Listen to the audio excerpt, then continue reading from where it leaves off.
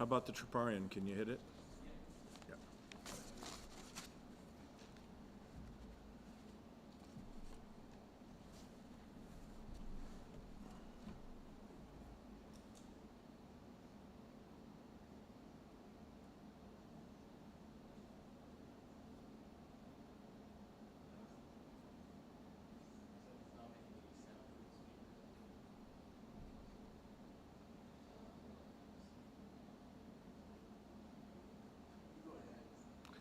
Okay, we'll forget about the Troparion of St. Raphael. As usual, technical difficulties prevail. So we'll jump right into his life. The man we know as St. Raphael of Brooklyn was born Raphael ibn Michael ibn Jirius al-Hawawini in Beirut in 1860.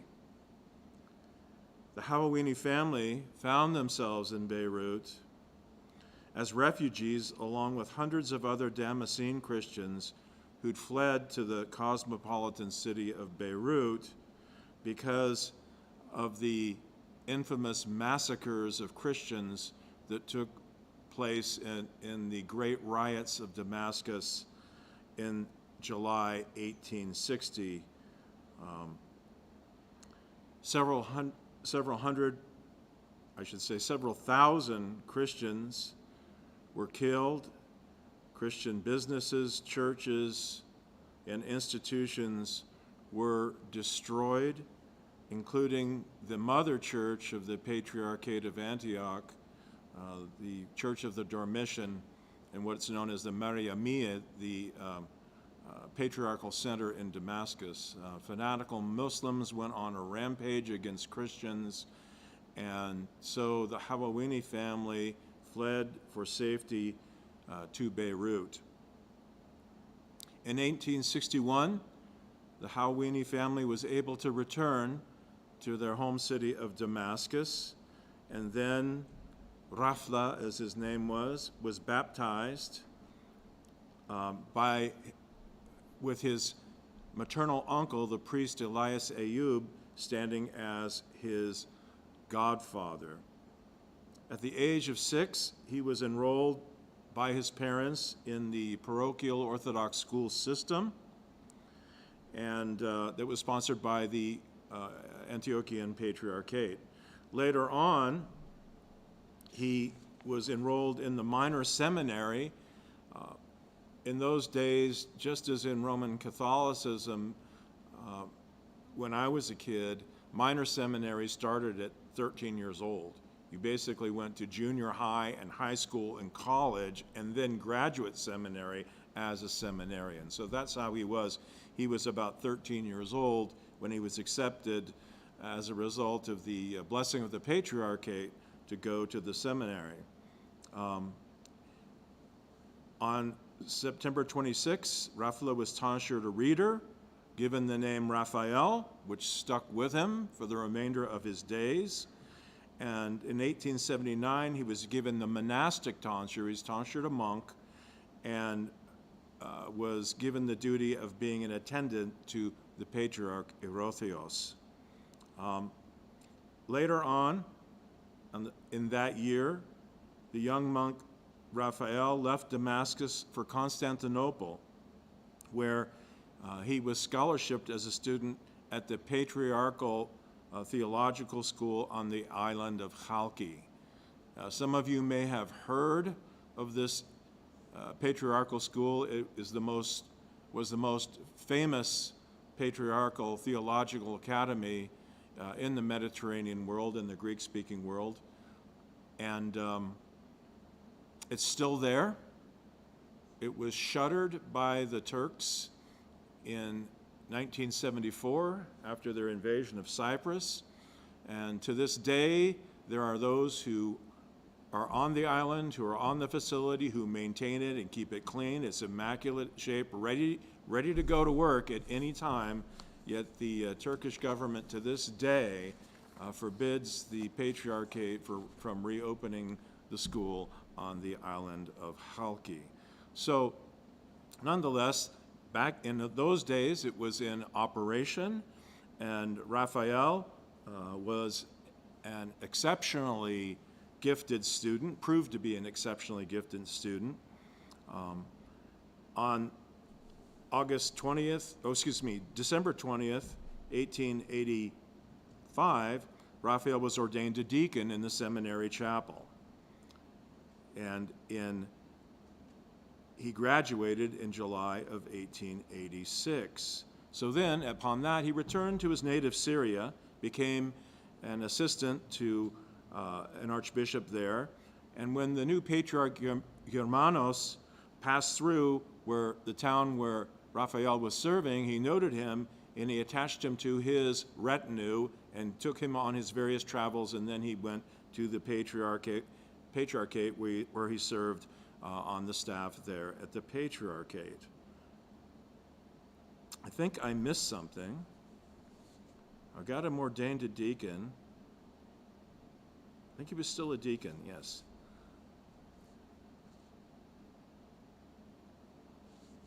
In 1888, Raphael was granted a scholarship to study yet further at the Kiev Theological Academy. Kiev today, you know as the capital of what country? Ukraine. In those days, it was considered a part of Russia, called the Ukraine, a region of Russia. And of course, some of the most important Orthodox institutions in the world are located there. And it was a great blessing for young Raphael to go there to study further. In 1888, in 1889, he was ordained a priest there in Russia and was appointed the head of the Antiochian, what we call a metochion. A metochion is like an embassy. It was the embassy of the Antiochian Patriarchate to the Church of Russia. He was appointed as head of that and served in that capacity and served well until some controversy got him into trouble. And while he was there, he was able to bring 24 students from Syria to study theology there in Russia. In 1891, Germanos, the Patriarch of Antioch, resigned his seat in order to be installed as Patriarch of Jerusalem. Since the 18th century, when the Melkite schism occurred, the Patriarch of Antioch and a number of bishops in the early 18th century submitted to the Pope. And effectively, that was the beginning of what we know as the Melkite Church. The Melkite Church, they're the same as us, they're the same root of the Church of Antioch, except they've submitted to the Pope and adopted Roman Catholic dogmas. They worship the same way, they have the same music, and so on and so forth. So the Patriarch and a number of bishops submitted to Rome, and so in Constantinople, they consecrated a new patriarch for the Patriarch of Antioch, who was Greek. And from that time forward, all the patriarchs were Greek. And Raphael was fervent about wanting to have a patriarch who was not a foreigner, but who was a native of Syria, a Syrian Arab, a native Antiochian as patriarch. And this is what got him in trouble. He was very unhappy when they nominated Spiridon and consecrated him to be the Patriarch of Antioch. And Father Raphael started a campaign in Russia he began publishing articles and kept up active correspondence, people denouncing the new patriarch and refusing to commemorate him, calling for a legitimate Antiochian Orthodox Christian to be seated in Antioch. He refused to commemorate him in services. He continued to campaign against him. He referred to him as Spiridon the Simoniac. since it was reported that Spiridon had paid out 10,000 lira to notable wealthy families in Damascus to get himself elected. So this, of course, Raphael found extremely scandalous, and he was warring against Spiridon. Well, as you can imagine, Patriarch Spiridon was less than pleased with the behavior of his priest, who was then his representative to the Church of Russia. So in a telegram dated the 25th or the 2nd of July in 1892, he wrote to Raphael and said, "Because of your disobedience, we suspend you from your priestly service. If you remain disobedient, we will inflict the appropriate ecclesiastical punishment upon you." So at that time, Raphael accepted his suspension. He ceased to serve actively as a priest because he cut a deal with Patriarch Spiridon that if Patriarch Spiridon would release him canonically to the Church of Russia, he would no longer campaign against Spiridon. And so eventually, Spiridon granted this. He was released and canonically became a priest of the Church of Russia. He was no longer canonically under the Patriarchate of Antioch. So at that time, he, of course, could no longer represent Antioch to the Russian Church. He was appointed a lecturer, instructor in the Arabic language and anti-Islamic polemic at the Kazan Theological Academy. And he remained there, was happy there, until he received an invitation from an organization in New York City called the Syrian Orthodox Benevolent Society. They invited him to come to Russia and establish a parish for the Orthodox Syrians who were living there in New York City. Prior to the mid-1870s, only a small number of Syrians had immigrated to the New World. But by 1891, record numbers were coming. And many of them, if not most of them, well, most of them for sure were Christian, and probably the majority of Christians were Orthodox, and yet they had no place of worship. So several Orthodox Syrians started this benevolent society with the goal of starting a parish church and bringing a priest to serve them. And they invited Raphael, who his reputation preceded him as someone who was a strong fighter for the Orthodox Syrian cause, a great intellect, and a serious pastor. So the Russian Orthodox bishop, there was at that time one Orthodox bishop in North America. He was the bishop of Alaska and the Aleutian Islands. You know, his seat was in San Francisco. There was nothing on the East Coast. So he asked the Russian Synod, the Holy Synod of Russia, to release Archimandrite Raphael to serve the Orthodox Syro-Arabs in America. Remaining a priest of the Russian Orthodox Church, he came to start a ministry specifically to the Arabic-speaking Christians in the United States. This was granted, and on the 14th of November 1895, Raphael arrived in New York City. And there he set about organizing the religious life of his new flock. He first set up a chapel and then was able, we'll talk more about it in a minute, able to establish a church.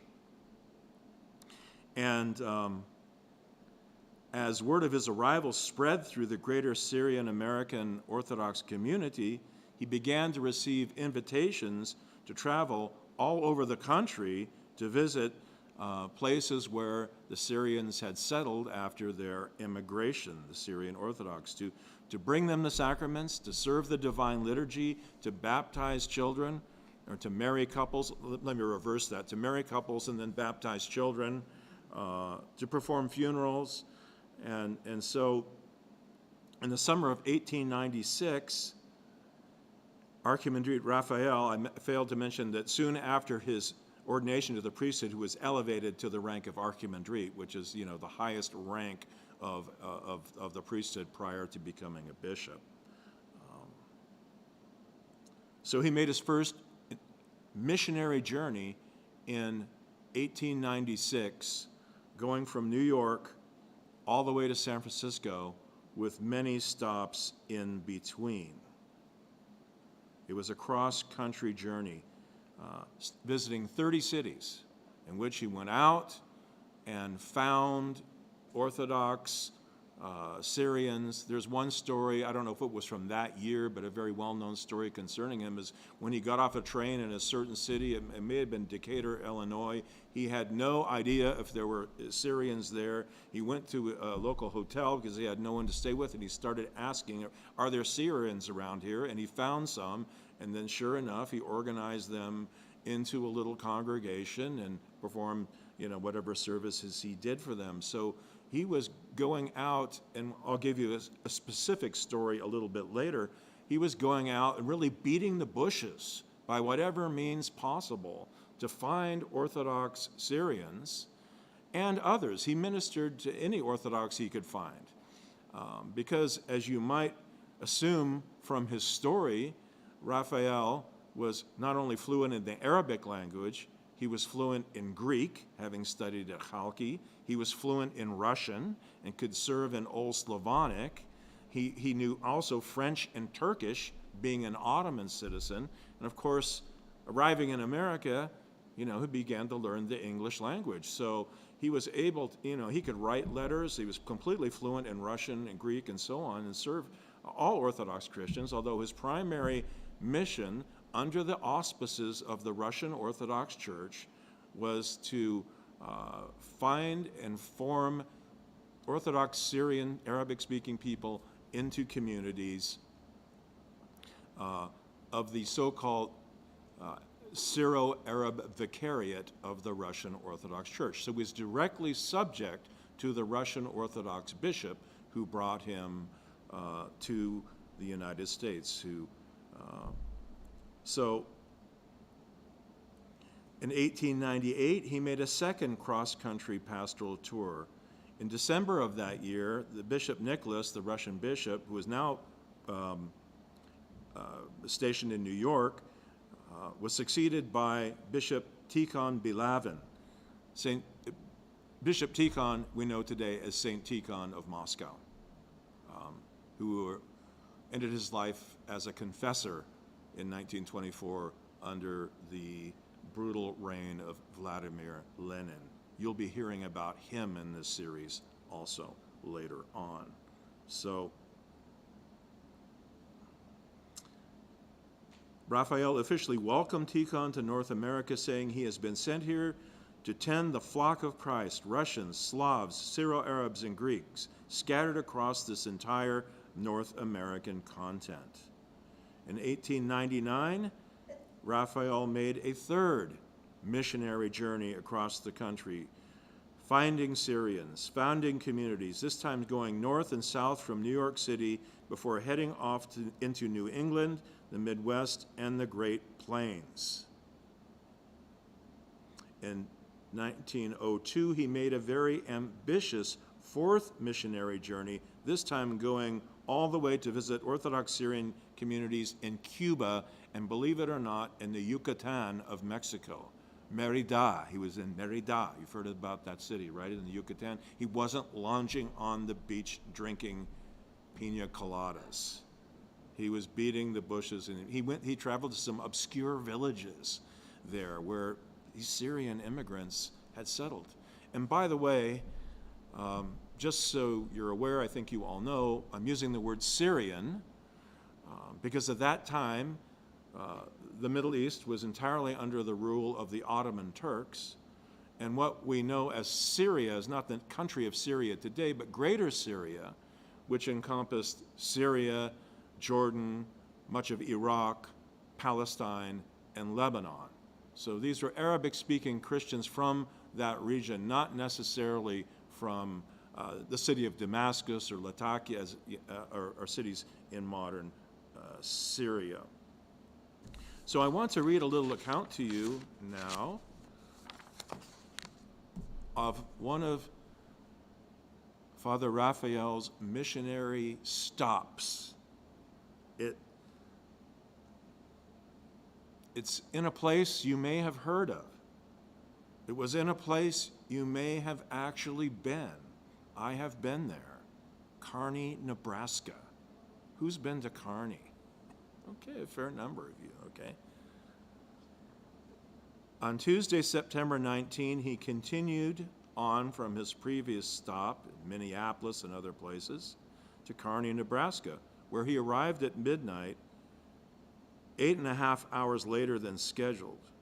Nevertheless, nearly the entire Arab community was still gathered at the station to greet him. During the open coach ride to the home in which he was to stay, Raphael caught cold. I mean, we're talking horse and buggy, right? In the middle of the night. But still stayed up until 4 a.m. talking with the people. In the morning, he was too exhausted to serve liturgy, so he substituted the Typica service. By evening, he felt stronger and set out in the company of 15 Arabs by buckboard to visit an outlying ranch. They sang church hymns and folk songs the whole way and arrived at 1 a.m. The host kissed the ground in front of Raphael, then his feet and his hands. Raphael was greatly touched by this display. The man's wife also was very happy finally to have an opportunity to confess and see her 4 children baptized. We are quite certain that the man who kissed the ground and his feet was the future Father Nicola Yanni, the first pastor of St. George Church in Kearney, Nebraska. Some of us, some years ago, our diocese raised funds to erect a beautiful new tombstone for Father Yanni, and Bishop Basil and clergy from all over our diocese traveled there to Kearney, where we had a festive celebration and consecrated the tombstone. And many feel that his cause to be glorified among the saints is one that should be pursued. He was a very pious man and a very good priest. There's no record of St. Raphael ever visiting Wichita, but Father Nicola visited here and baptized and served, and the Wichita, either the Eagle or the Beacon, reported on those accounts when he would come to town and perform marriages and baptisms, and they commented on the very exotic Syrian rituals. So St. Raphael stayed with the future Father Nicola and his future Huria. We learned that he slept on their small divan while the rest of the party spread out on chairs and on the floor. In the morning, they celebrated Orthros, blessed water to sanctify the cabin and the rest of the property. In the evening, they returned to Kearney. So the Yanni property was way out. I mean, they were ranching way out in on the prairies, not in town. But eventually, like I said, he became the parish priest. So, all right. Let's see where we are. Okay. Between 1899 and 1901, Father Raphael was repeatedly elected by the Holy Synod of Antioch to various seats, various sees there back in the Old Country. He was elected, for instance, to be Metropolitan of Latakia, Assistant Bishop in Beirut, Metropolitan of Zahli in Lebanon, and other cities. In other words, the Patriarchate was trying to bring this rogue, now Russian priest back to the Patriarchate and serve there because of his exceptional gifts and talents. But each time, very politely and very respectfully, he refused the appointment, saying, my role is here. My role is here to serve as a missionary to the lost sheep of America. And thus he continued his ministry. In 1902, he moved his church and residence from a place in Manhattan to a church building and rectory in Brooklyn, which had become the center of the Syrian community. And there, Bishop Tikhon came to consecrate the new church of St. Nicholas. And we have some descriptions of what took place that day, one of which is quite important to us. When the procession arrived at the doors of the church temple, Archimandrite Raphael greeted Bishop Tikhon in Russian, saying, "Blessed are you, O revered Master, who comes in the name of the Lord to consecrate this new church founded by the piety of your Syrian spiritual children. Blessed are you, Reverend Master, who comes in the name of the Lord. Through your prayers, the divine grace comes upon this new house and makes it truly the house of God and a fountain of grace and blessing to everyone who enters it in faith, respect, and godly fear." Raphael then presented Tikhon the blessing cross, after which he blessed the people and everyone entered the church and the services were done. After the consecration, Tikhon spoke and Raphael translated from Russian into Arabic. Tikhon said, "I congratulate you, O Orthodox Syrians. The early Christians, like you, celebrated the divine services in small houses and sometimes in caves until they could build great and amazing temple. Truly, this is the day which the Lord has made. Let us rejoice and be glad in it. Your joy, O Syrians, is our joy. We, the Russians, rejoice with you. Today, your joy is fulfilled." After that, the future Patriarch Tikhon presented Bishop Raphael with a gift of a pectoral cross, like the kind of crosses I wear while serving the Divine Liturgy. Raphael objected to this. It was a gift from his parishioners, and he said he didn't understand why such a thing was necessary.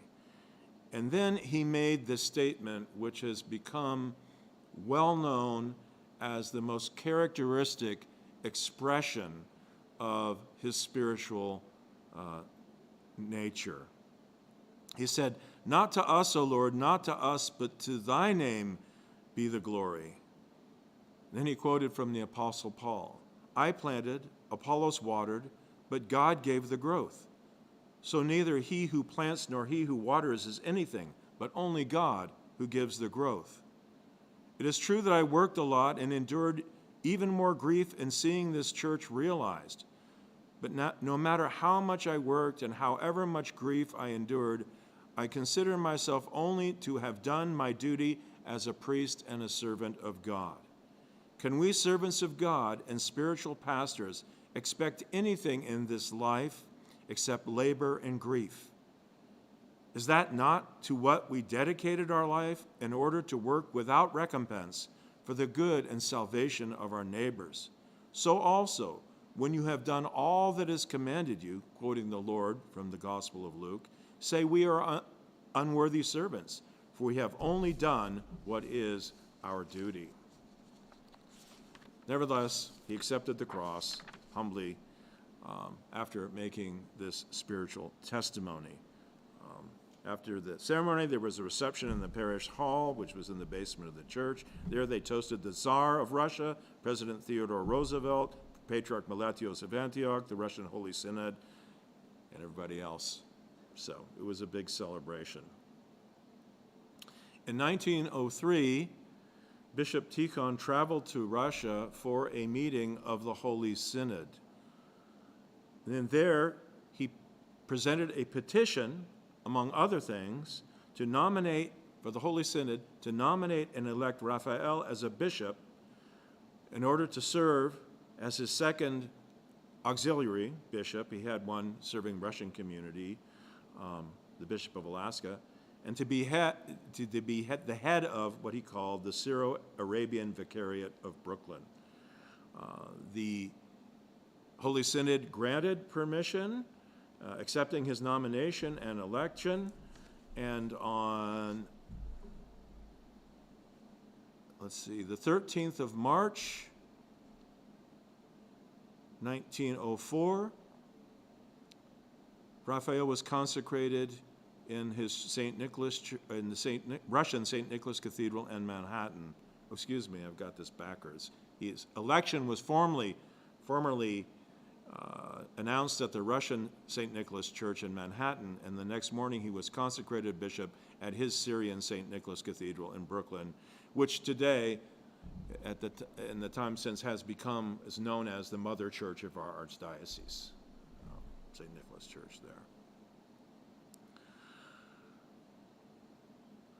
At his consecration, the Patriarch of Antioch sent a very beautiful letter commending Raphael. I'll read a bit from it for you to give you the flavor of it. Your Grace, our brother in the Lord and concelebrant, Lord Tikhon, Archbishop of North America, we embrace you in a brotherly fashion, and we send you the peace that is from the Lord, our Redeemer. How much the heart of man rejoices when, having planted a tree, he sees it flourishing and bearing fruit. Or how better, how glad is the heart of a father who worked to bring up a son when he sees that the son justifies his hopes, as well as the hopes of his brothers and friends.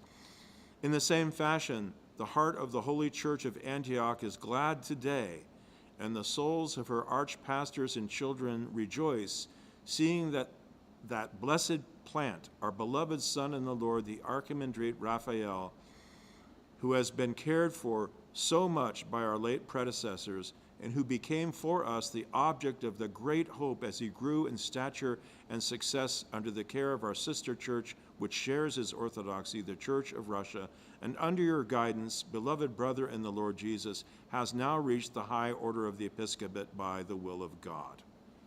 So it goes on and on and on, but you do get the flavor. Here and now he has been consecrated a bishop. So St. Raphael, being St. Raphael, didn't waste any time. Upon his election and consecration, he got to work. And in 1905, he inaugurated a new magazine published in the Arabic language under the title of Al-Kalimat. Al-Kalimat means the Word. So you have the Word magazine that you get today. This was founded by St. Raphael in 1905. It lapsed for a long time, but Archbishop Anthony Bashir in 1957, Al-Kalimat started the Word magazine, which we still publish to this day. In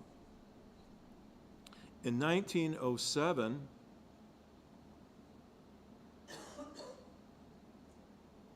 St. Raphael, well, I should back up. There's another incident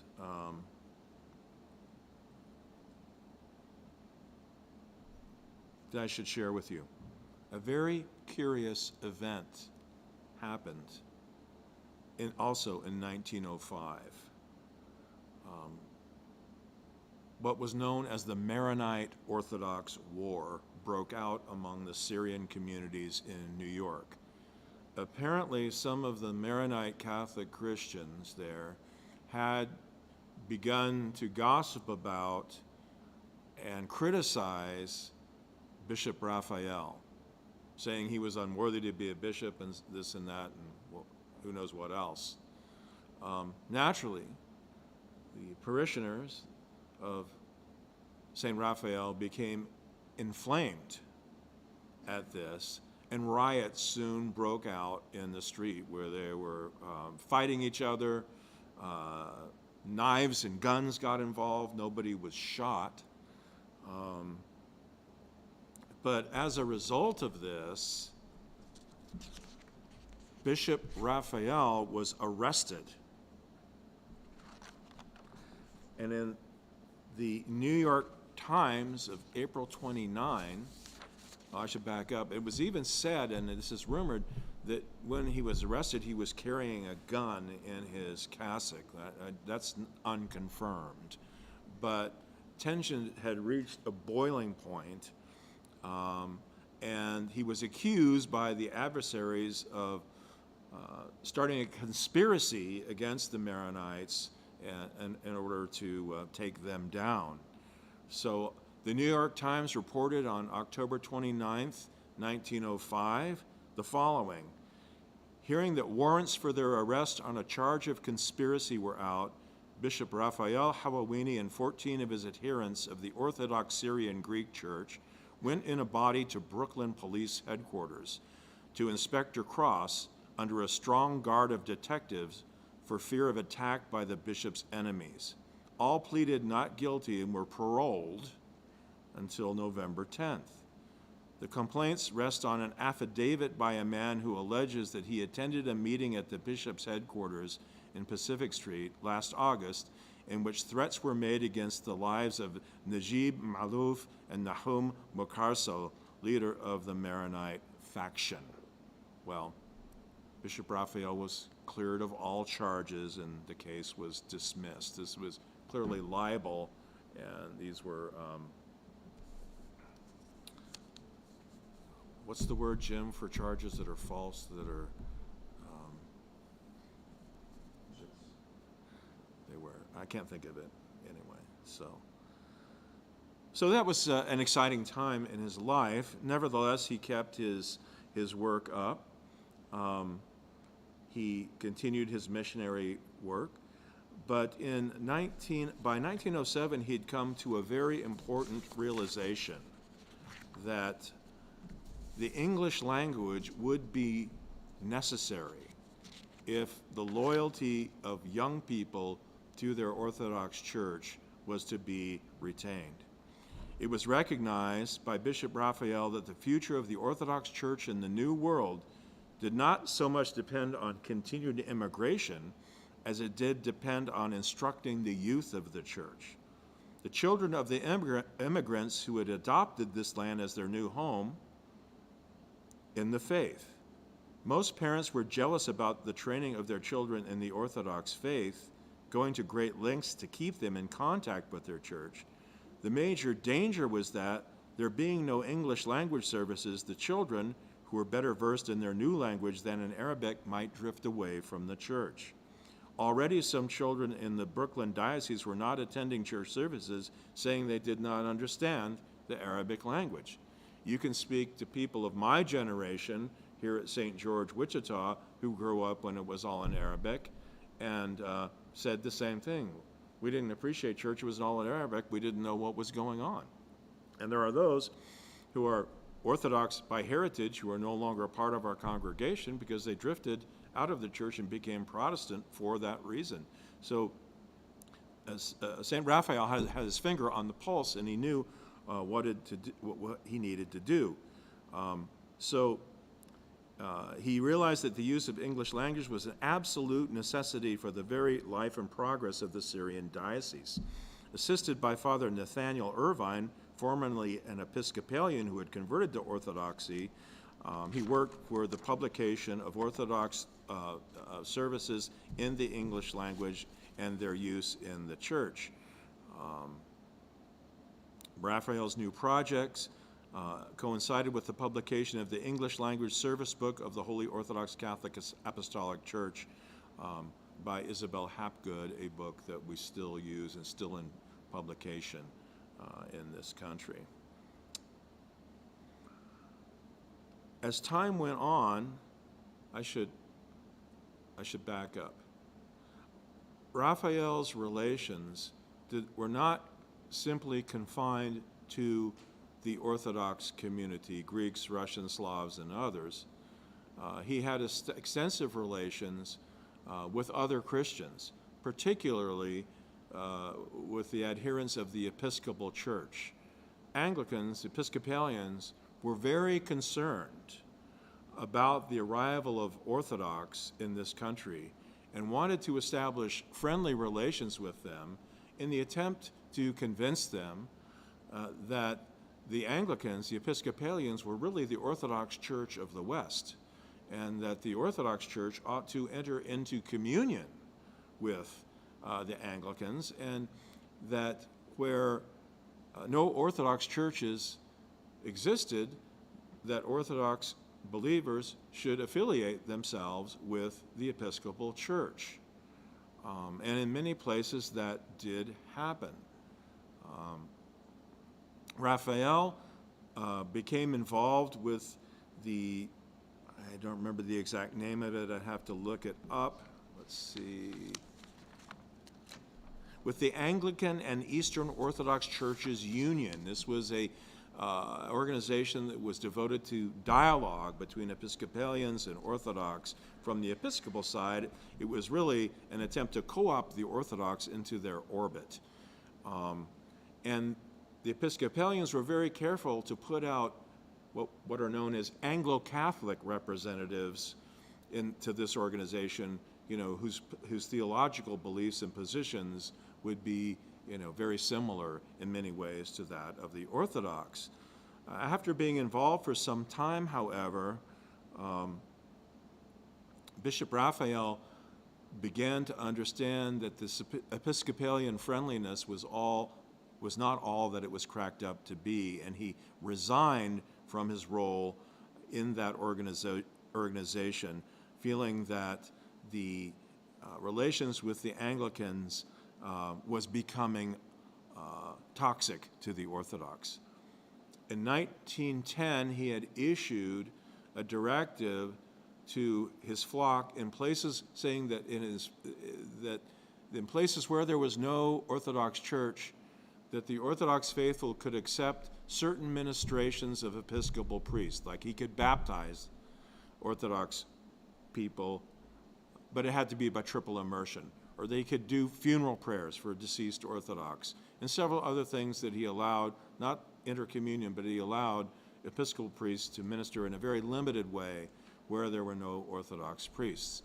By 1912, he had reached the opposite conclusion, that this was working out really to be a means by which Orthodox Christians were being falsely told that the Episcopal Church was in fact the same as the Orthodox Church, and we were one church, and they could just be Episcopalians and that would be all good. That's why to this day, there's a branch of the Farha family in Kansas City that are all Episcopalians. Orthodoxy, oddly enough, got established here in Wichita, Kansas, but not in Kansas City. There was no Antiochian parish there until the first part of this century. Father Elias Issa started the parish up there. So a lot of the same thing in Fargo, North Dakota. All these Lebanese families, immigrants, they're all Episcopalians up there because there was no Orthodox outreach there to them. Well, Bishop Raphael began to understand the inherent differences between Anglicanism and Orthodoxy, and in the August 1912 issue of the Word magazine, he issued a retraction of his 1910 decision and forbade Orthodox Christians from receiving any ministrations from Episcopalian clergy. I'm going to read that to you now. We declare officially to all our spiritual children in North America that the edict we issued about 2 years ago, permitting only our flock who live far away, where no Orthodox churches and clergy could be had, to receive, if they desired, in emergencies and under necessity, when one is about to die, baptism or Holy Communion administered by Episcopalian clergy. That ruling is now abolished and without validity to the Orthodox, even in emergencies.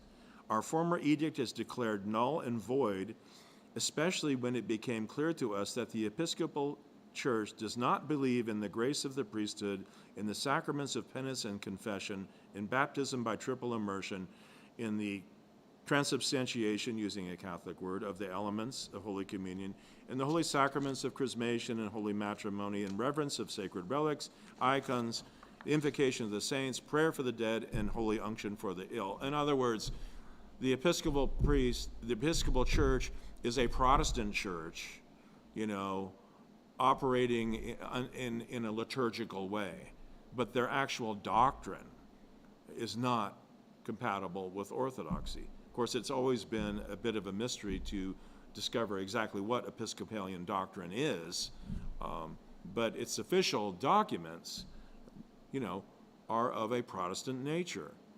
Therefore, we paternally warn all spiritual children in North America to stay away from all ecclesiastical communion with the clergy of the Protestant Episcopal Church, knowing that the teaching, belief, and rites of that church differ from the faith of the Orthodox Church. Therefore, it is forbidden for an Orthodox to receive any sacrament of the church or ministration from a non-Orthodox clergyman. Otherwise, he will be cut off from membership of the Church of Christ, the Orthodox Church. A young man by the name of William Essey reproduced that document in the May 1976 issue of the Word magazine. I forget the title of it.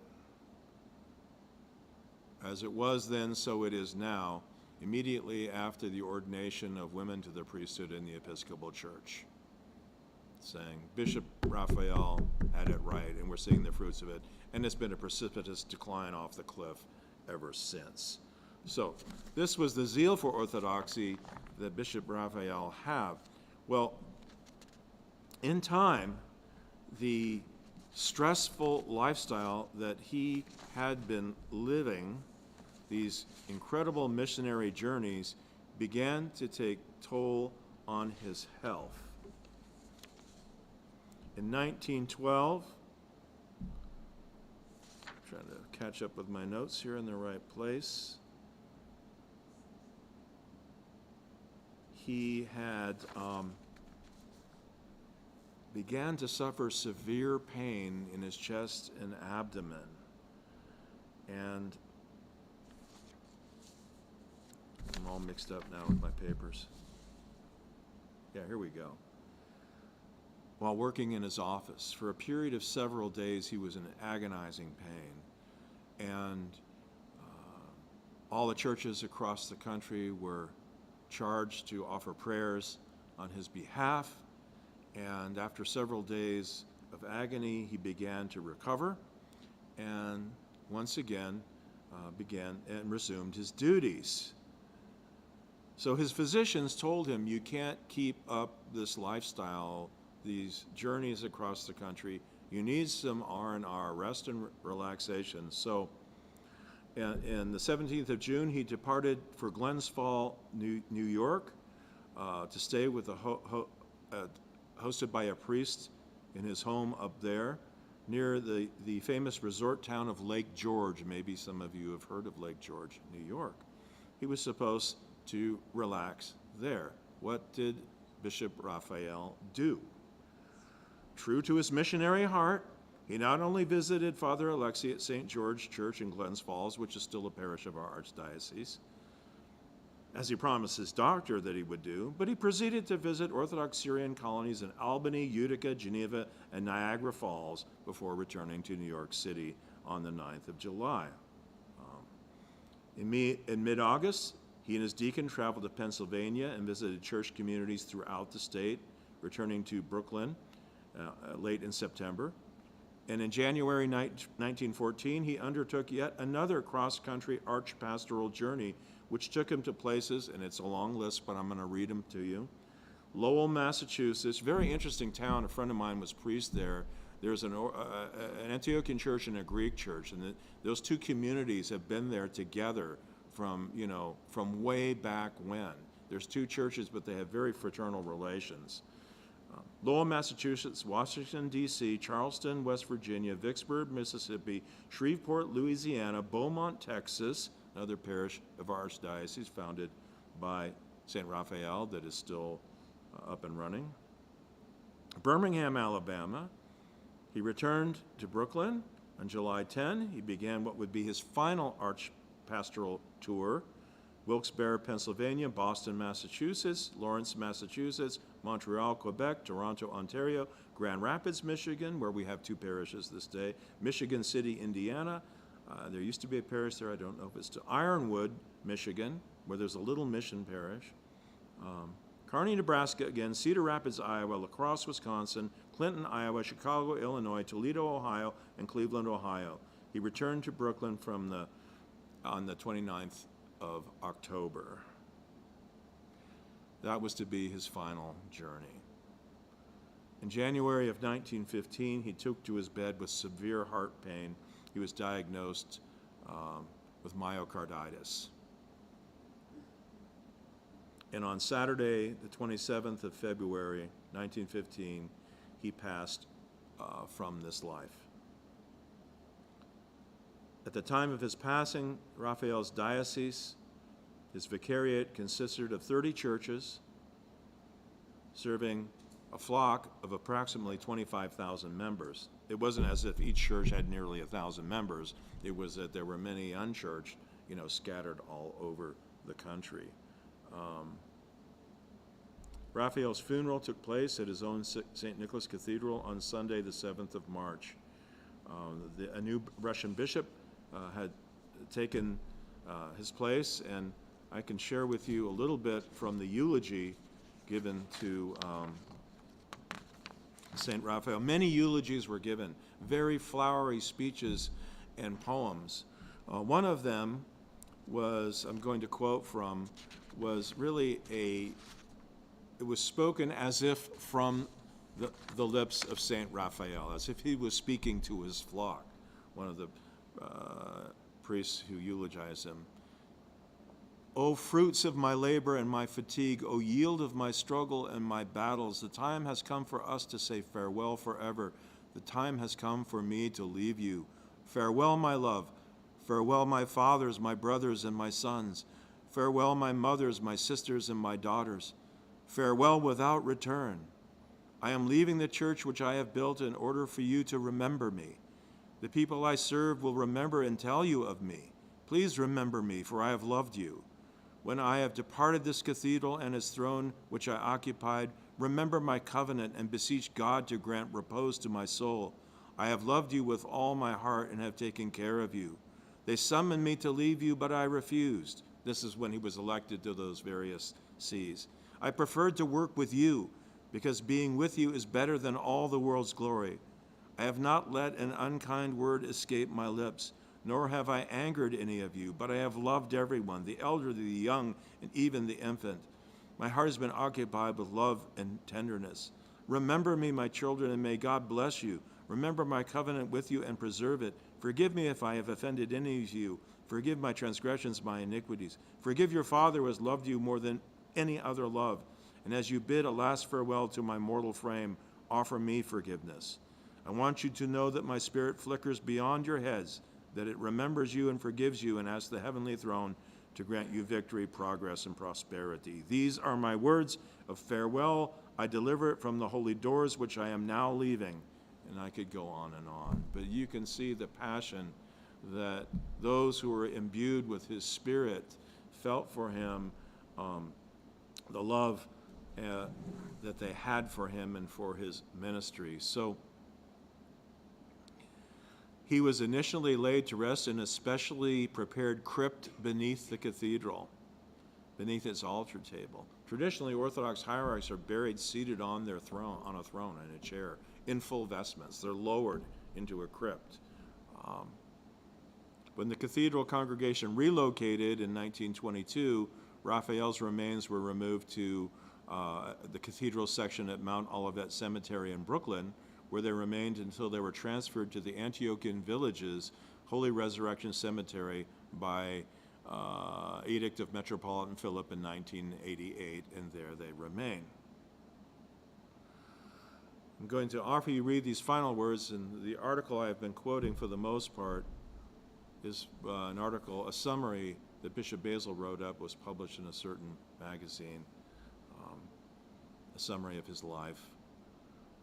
And the articles, the more extensive quotes come from the master's thesis of Father Andre Asa, who was Father Basil's assistant and then my assistant here at St. George Cathedral in the mid-1990s.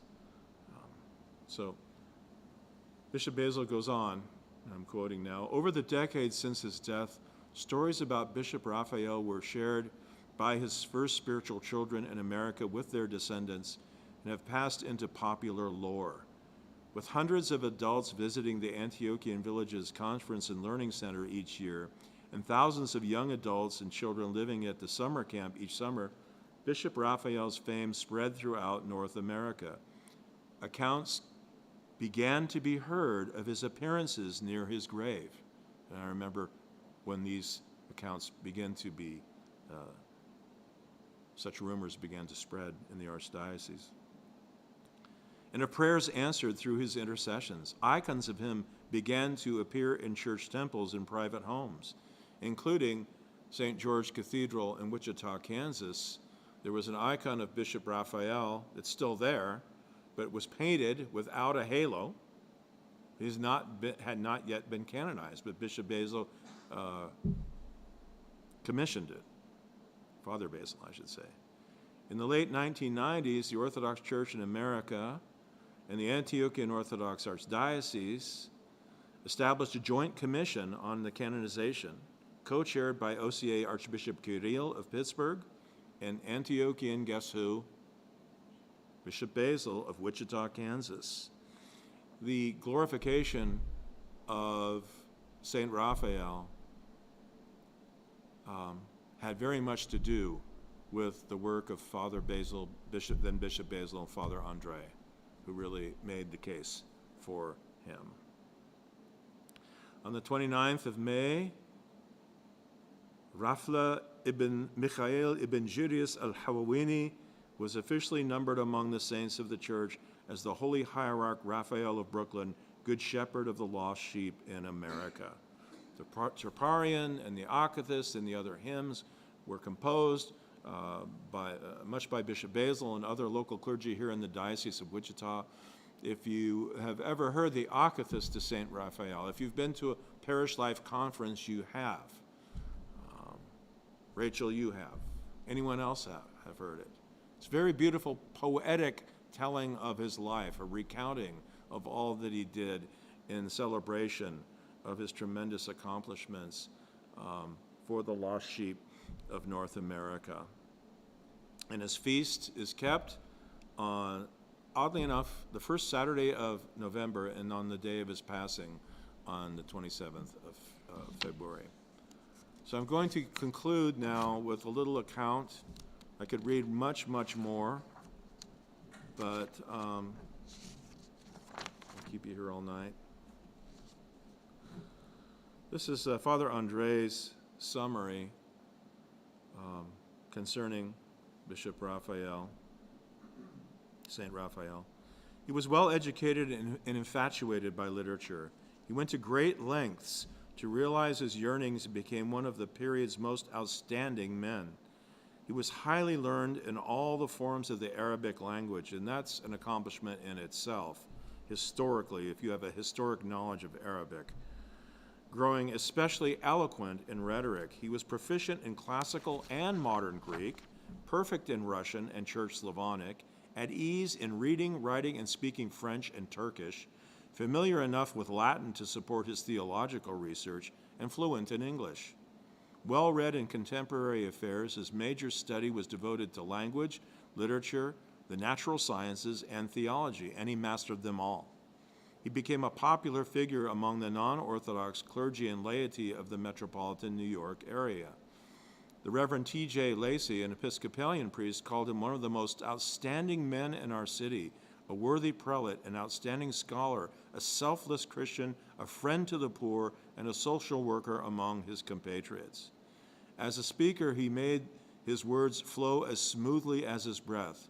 From his tongue and lips flowed pure rhetoric, words solid in expression, eloquent in meaning, and mighty in argument. His writing is facile. In polemic, he was clever and powerful. In discussion, he argued powerfully, discussed matters fearlessly in the face of any adversary, deferring to no one in matters of truth, standing up heroically in the defense of his faith, fighting, protecting, and defending it, especially against those Maronites. He's pretty aggressive with them. Just kidding. He wrote in defense of his church's doctrines and its principles of religion against the proponents of materialism. No one has portrayed him better than Archdeacon Emmanuel Abu-Hatab, who became his successor. Among the highborn, he behaved with majesty, and yet among the lowly, he was lowly, showing the gentleness of a father. He was a fine companion, always smiling, never bored or idle, a refuge from both darkness and anguish, offering direction and guidance. He never overlooked the call of his conscience, never yielded to anyone. He was a man of good sense and sound judgment. He was a respected father, brother, and friend to all his followers. By love he gained their hearts and their respect, not because he wielded authority, but because his personality and his excellent character fostered love and devotion for him. The young found in his presence the strength to be courageous. The mighty venerated him and turned from their haughtiness to humility. Bishop Alexander said, he was a great bishop and a good man. Father Nathaniel Irvin said, he was one of those jewels whose luster on earth was concealed. God is glorious in his saints.